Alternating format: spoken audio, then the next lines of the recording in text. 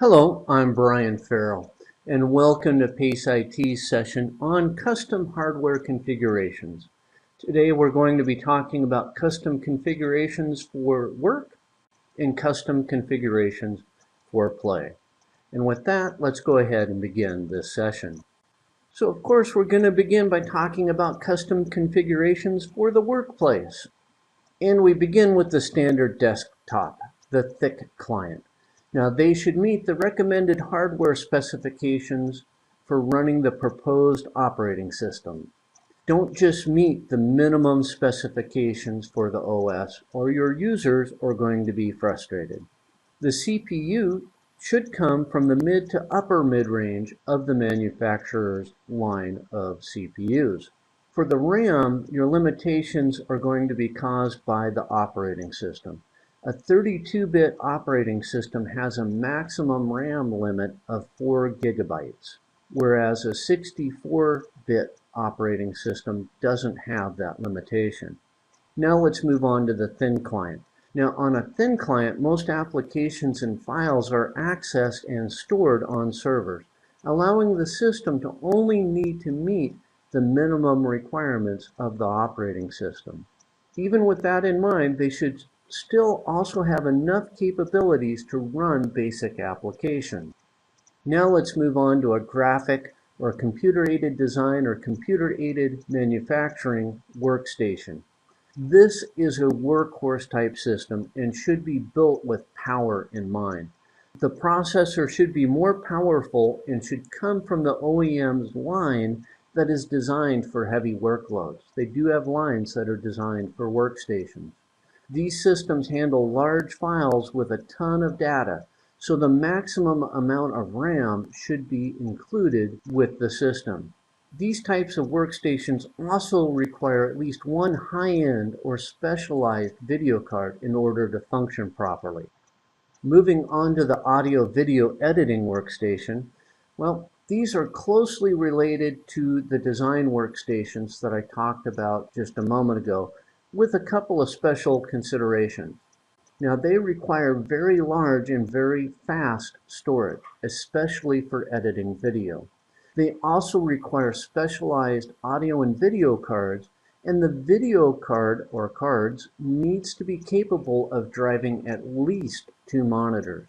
They still require more powerful processors and a lot of RAM. The virtualization workstation. Well, there are 2 keys here to this configuration, the CPU and the RAM. The CPU should come from the upper end of the power spectrum, and it should have as many cores as can be purchased and the client can afford. By the way, AMD's Operaton series of processors comes with up to 16 cores. Now, the maximum amount of RAM, random access memory, needs to be included. This is because each individual virtual machine will be held by and operate within the RAM. So it's all shared between the virtual machines, so you need a lot of it. Now let's move on to custom configurations for play. And we start with the gaming PC.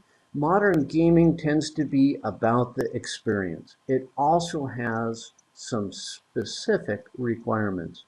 The CPU in a gaming machine should come from the high end of the consumer market. And because of the nature of gamers, it should also be capable of being overclocked. Modern games tend to be very graphics intensive, so at the minimum, an upper tier graphics card should be included, or 2 or 3. Well, sound makes up part of the experience, so including a good sound card will enhance the gamer's enjoyment of the system. Gaming and gamers tend to tax the PC, and the harder you run it, the more heat that is generated. So installing increased cooling capacity is also often required. So how about the standard home PC? Well, in most cases, the home PC has the same requirements as the thick client from the work configuration. Now let's talk about the home theater PC. In most home theater PC applications, the CPU and RAM only play a minor role, so their importance is minimized. This allows you to use a smaller form factor like an HTPC or an ITX-based system, which allows you to use a low-powered CPU, and you might not even need to install fans, which is often a requirement of the home theater PC. These systems do need to have improved audio capabilities, so you want to install a sound card that offers surround sound. They also require a TV tuner card. And finally, for best results, the home theater PC should have at least one HDMI output to drive a television. Now let's move on to the home server PC.